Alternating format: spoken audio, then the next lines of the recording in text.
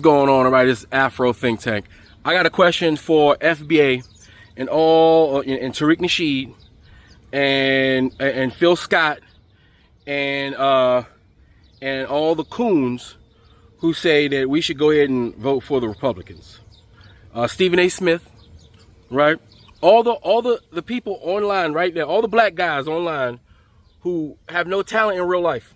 So they get online, right, and they jumped on the wave of Coonarianism, right, to try to tell black people, who are intelligent, by the way, and are not falling for this, that they should throw the baby away with the bathwater when it comes to the Democrats, the party that contains the progressive black political power in this country, the only place that we have any political representation and power in this country.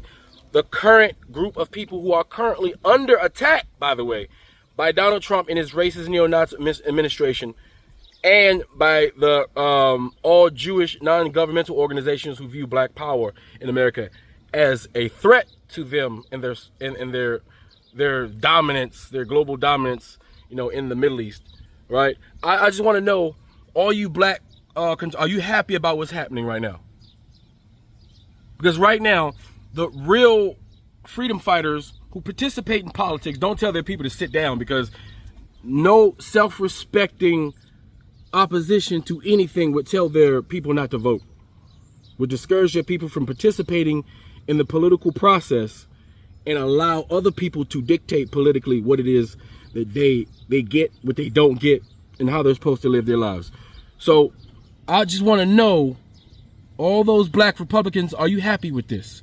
Because Tariq Nasheed said Donald Trump's not doing anything to disenfranchise black people. He said that out of his own mouth.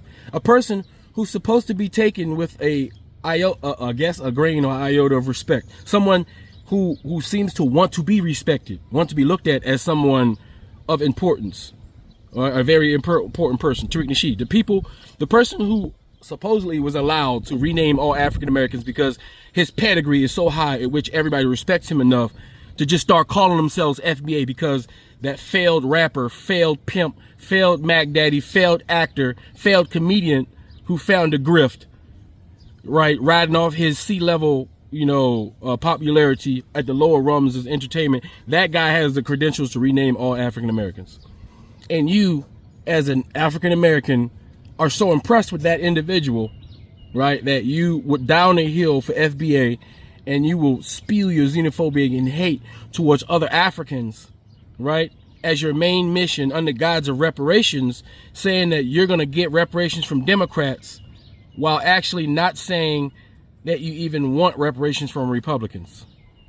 While saying you're not going to vote for the Democrats to punish the Democrats for not giving you something you never actually asked for, or not giving you something that's unrealistic in the real world, like giving 13 to 14 to 15% of one single population $1 trillion that the United States does not actually have, mortgaging the entire country on behalf of reparations, to the point that when you get that money, it would have absolutely no value, defeating the goddamn point in the first place. But, comprehension skills and common sense is not common amongst the people who call themselves FBA or call themselves black Republicans, or constantly, as if we don't see it, irrationally attack continuously the Democrats and continue to attack black power, political power in this country, while pretending like you're not a right-wing black MAGA Republican traitor to your black community, so that you can get those black slave-holding president promissory notes in your pocket. You're just as bad as every corrupt African leader in Africa. You're just as bad as Clarence Thomas. You're just as bad as the black cracker that used to keep his brothers and sisters in line on behalf of the white man. You're just as bad as the piece of shit African that went and gathered up other Africans to sell them into the transatlantic slave. This is your lineage. That's who you are right now. Tariq Nasheed, You would have sold us into the transatlantic slave trade. You would have been the one saying, yes, sir, master, yes, sir, boss, and you'd have been whipping the black people on the slave. I can hear it in the reflection of your voice, especially the way he talks to white people. Hey, yes, sir, man, yes, sir, boss. White supremacy is a word they allow Tariq Nasheed and other black conservative, racist, neo-Nazi, ethno-nationalist shield contractors to say. It's okay to say white supremacy. That's the designated word they let you say so you can pretend and fake for your people.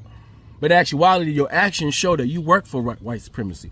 You are the storefront to white supremacy, infiltrating the black community with your propaganda, mis and disinformation and disunity program.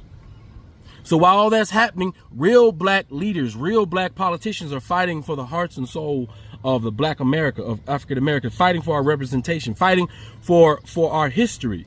And we are going to win. They are going to lose. They are right now on their last days doing all that they can to suppress what they can't suppress, which is black power and black excellence.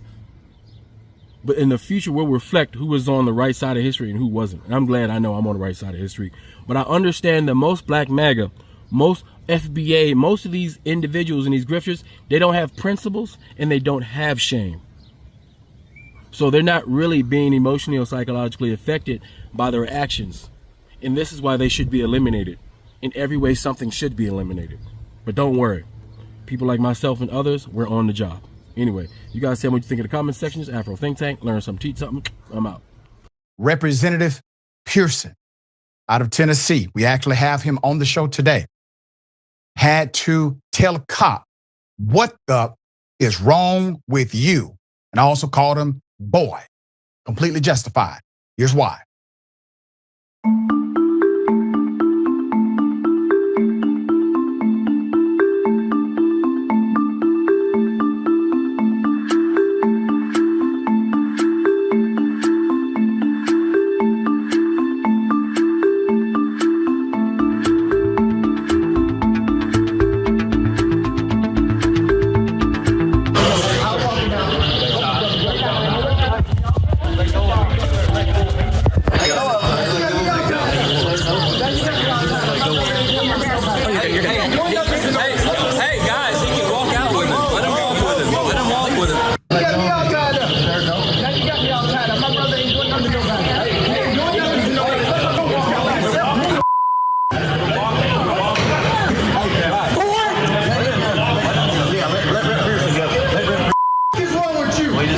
Right now, my brother, Allison, Lauren are being arrested by the state troopers because they refused to move when Cameron Sexton said so. He cleared the gallery for no clear reason.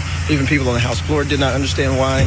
And now all these troopers and folks are actually arresting them and taking them down to booking. All power to the people. All power to the people. All power to the people. All power to the people.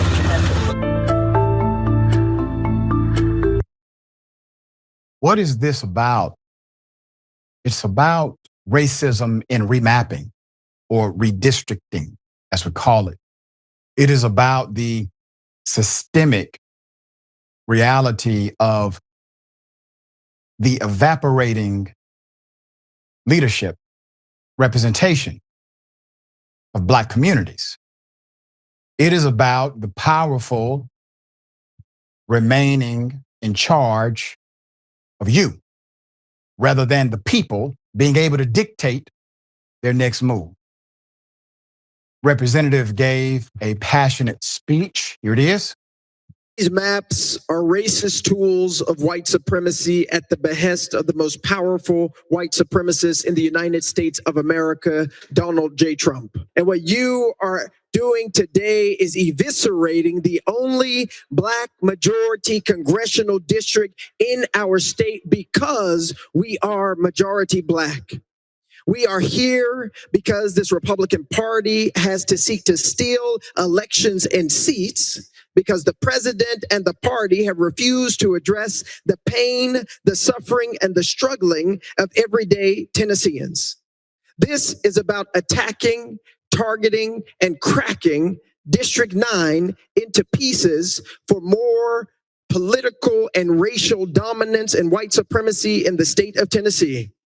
And we need to realize that the Calais decision that you all are basing your decisions off of, that gutted the Voting Rights Act, that Voting Rights Act was paid in blood.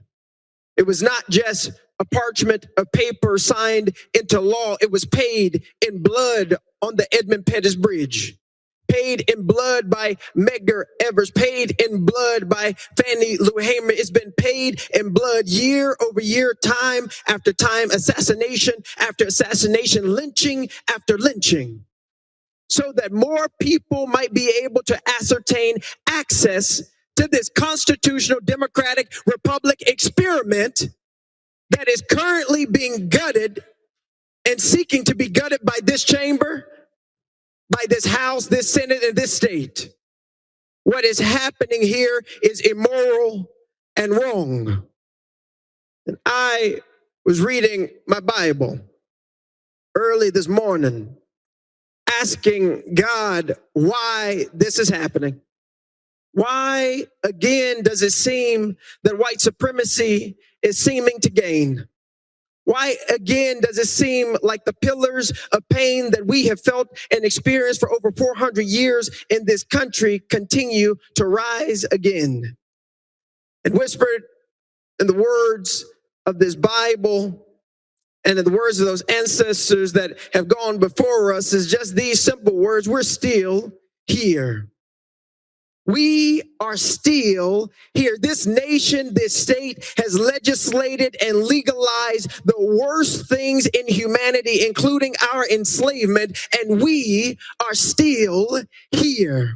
Right in this country where, as one black woman said, your ancestors enslaved us, denied us of our rights, called us 3/5 of a person, and yet we are still here. You put us on cotton plantations and tobacco plantations. You denied our human rights and our right to exist as children of God, and we are still here. You destroyed Tulsa. You killed and lynched black folks on Poplar Tree. Shelby County, Tennessee had the most lynchings of anywhere in this state where you're taking this district, and we are still here. You've had 3 strikes laws, mass incarceration, denied us of who we are, and we are still here. And today you'll take the only majority black district from us. But I want you to know, and I want my nephew, sons, and the future to know, no matter what you do, no matter how much you try and break us and make us bend and make us quit, we will still be here. If you ain't down for the Africans here in the United States, period, point blank, you ain't down for the ones that suffer from apartheid and shit, you need to step your punk ass to the side.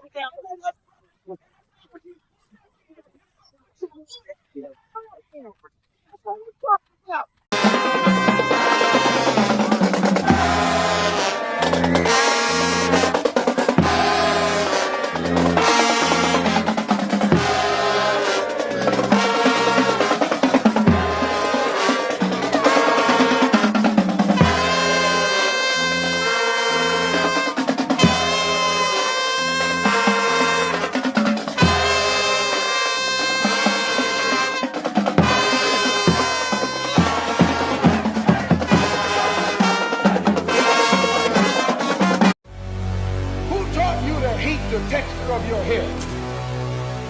Who taught you to hate the shape of your nose? Who taught you to hate the color of your skin to such an extent that you bleach?